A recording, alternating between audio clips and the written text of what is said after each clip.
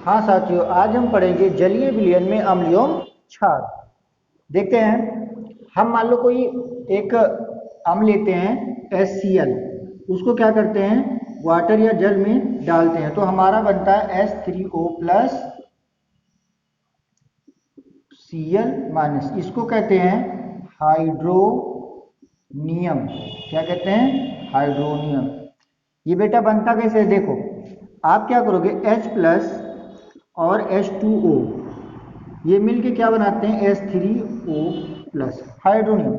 बेटा है क्या कि जो आपका ये H प्लस आयन या H धनायन ये होता है बेटा, ये क्या होता है मुक्त अवस्था में नहीं रह सकता है। ये क्या करता है जल के साथ अपने आप को ऐड करके H3O प्लस के रूप में बन जाता है। इसी प्रकार अगर आप देखें, ये तो अम्ल की बात हुई। अगर हम क्षार का देखें तो NaOH प्लस H2O, ये NaOH प्लस H2O, तो ये आपका बन के आता है N इक्वा इक्वा इक्वा प्लस OH माइनस। अभी मतलब इक्वा का मतलब ये है कि ये जो सोडियम होगा ये जल में घुला हुआ होगा और ये आपको OH माइनस आयन मिलेगा। ऐसे ही ये भी होता है, ये H प्लस जो होता है ये क्या होता है H2O में, ये देखो H2O में घुला हुआ है और जब ये घुलकर कंपोजिशन जो बनाता है उसको हम क्या कहते हैं H3O प्लस, या मतलब कह सकते हैं हाइड्रोनियम आयन। लेकिन यहाँ पे हम क्या कहते हैं N plus equal word use कर देते हैं उसके साथ, इससे हम समझ जाते हैं कि जो सोडियम है ये जल में घुला है। अब अगली टॉपिक हमारी है कि आपने सुना होगा प्रबल अम्ल प्रबल क्षार, इसका क्या मतलब होता है? प्रबल अम्ल और प्रबल क्षार का मतलब क्या होता है?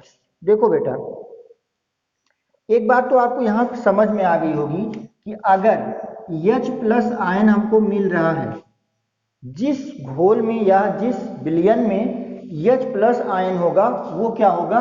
अम्लीय। वो क्या होगा? अम्लीय। और जिसमें हमें जिस विलयन में OH माइनस होगा वो होगा क्षारीय। यहां तक मैं समझता हूं आप सभी को मैटर क्लियर होगा। तो अब हमें समझना है कि प्रबल अम्ल क्या है और प्रबल क्षार क्या है। तो देखो बेटा, अगर प्रबल अम्ल का मतलब ये हुआ प्रबल अम्ल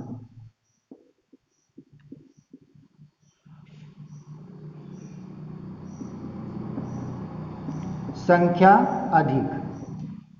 मतलब क्या समझे बेटा इसका मतलब ये हुआ बेटा कि जब H प्लस आयन की संख्या बहुत ज्यादा मात्रा में होगी तो हम उसको कहेंगे प्रबल अम्ल। जैसे, और अगर यही कम हो जाए, अगर ये कम हो तो हम कहेंगे दुर्बल अम्ल। देखो, अब इस बात को भी हम समझते हैं। बात क्या है बेटा कि जैसे आपने ये चीज जाना कि अगर H प्लस आयन किसी भी विलयन में उपस्थित है तो वो ये बात आप श्योर हो गए ये क्या है? एक अम्ल होगा। अब यहाँ पे मैटर ये आया कि कौन सा अम्ल प्रबल होगा और कौन सा दुर्बल। तो जिसमें H प्लस आयन की संख्या ज्यादा होगी वो कहलाएगा प्रबल अम्ल, और जिसमें कम होगी वो दुर्बल। हम ऐसे समझ लेते हैं, मान लो एक इसमें ए है बीकर और ये बीकर बी है, ये कोई हमने कंटेनर ले लिया, ये है बी, ये आपका बी हो गया बेटा।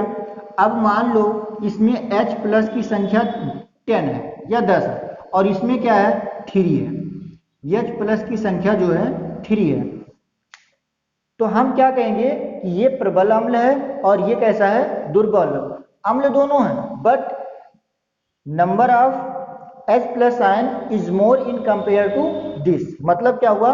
ये हो गया प्रबल अम्ल और ये हो गया दुर्बल अम्ल। बस इतना सा कॉन्सेप्ट होता है। और सेम इसी के प्रकार जैसे ये आपका है, इसी प्रकार क्षार की भी बात होती है। अब हम क्षार की बात को समझ लेते हैं, क्षार में कैसे क्या होगा। क्षार में ये होता है, एक होगा प्रबल क्षार और यह दुर्बल क्षार। अगर OH माइनस या ऋणात्मक की संख्या अधिक तो ये प्रबल होगा, और अगर कम हुई तो क्या होगा, ये दुर्बल होगा। मान लो यहाँ पे OH की संख्या जो है 10 है और यहाँ OH की संख्या 4 है, तो आप क्या कहोगे, ये जो हो गया प्रबल अम्ल हो गया और ये क्या, सॉरी प्रबल क्षार हो गया और ये क्या हो गया, दुर्बल क्षार। ये हमारा हो गया दुर्बल क्षार। इतना सा कॉन्सेप्ट था, इतना आपको समझना था। अच्छा एक चीज और बेटा कि इम्पॉर्टेंट है, उसको मैं चर्चा कर लेता हूं, तन्वीकरण। क्या, तन्वीकरण। आपने बहुत जगह देखा होगा, हमने चर्चा किया है कि तनु HCl, तनु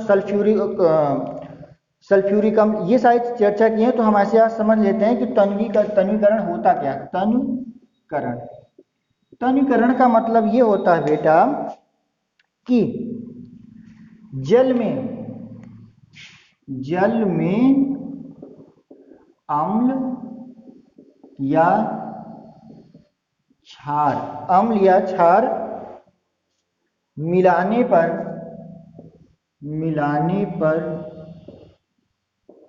मिलाने पर क्या हो, आयन की सांद्रता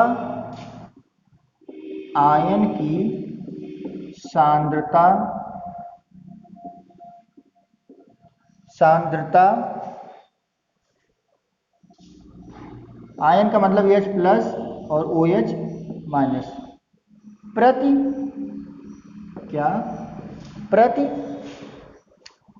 इकाई आयतन में कमी, प्रति इकाई आयतन में कमी।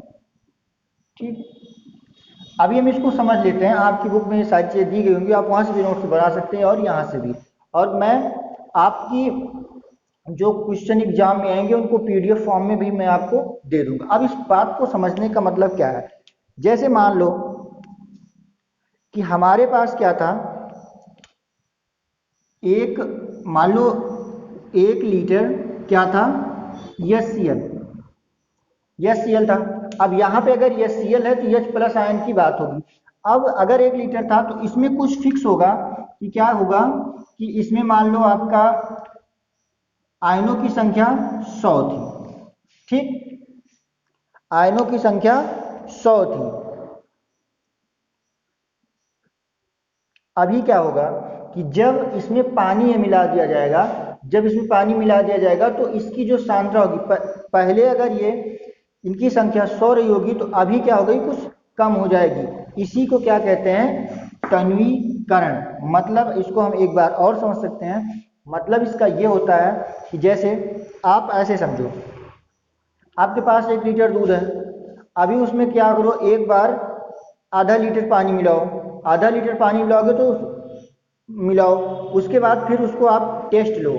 ठीक है, तो कुछ आपको गाढ़ा लगेगा, लेकिन उसमें 2 लीटर पानी मिला दो। जब 2 लीटर पानी मिला दोगे तो बिल्कुल पानी ही जैसा हो जाएगा। मतलब पहले जो थोड़ा सा पानी मिलाए थे तो ज़्यादा सांद्रता थी, ज़्यादा उसमें फैट थी, मतलब कम वाटर में ज़्यादा फैट थी। अभी वाटर और मिला दिया गया तो फैट तो उतनी रह गई लेकिन वाटर बढ़ गया, मतलब जो आपकी वो क्रीम थी वो क्या हो गई, ज़्यादा दूर में एक्सपेंड हो गई। ऐसे हम इसको समझ सकते हैं। आज की क्लास में बस इतना ही। नेक्स्ट क्लास में हम, अच्छा एक चीज़ और हाँ समझ लेते हैं, और एक चीज़ ये होता है बेटा कि pH मान इसको कहते हैं। एक होता है कि ये अम्ल और जो क्षार होता है, इसको हम एक उसके लिए एक स्केल बनाए हैं। वो जो स्केल है उसको हम क्या कहते हैं, pH स्केल। pH स्केल कहते हैं। pH स्केल जो होता है 0 से 7 और 7 to 14 होता है। अगर इधर अम्लीय होगा, इधर क्या होगा, अम्लीय, और इधर क्या होगा, क्षारीय, और ये क्या होगा, उदासीन। अगर कोई वस्तु अम्लीय है तो उसका मान, कोई भी खाद्य पदार्थ या कोई भी चीज अगर वो अम्लीय है तो उसका मान 7 से कम होगा, और अगर क्षारीय है तो 7 से ज्यादा होगा। और अगर सात्विक जलीय जैसे शुद्ध जल का जो होता है तो वो उदासीन होगी। और इसमें बाकी की जो चीज़ें हैं हम वो कल की क्लास में डिस्कस करेंगे। धन्यवाद।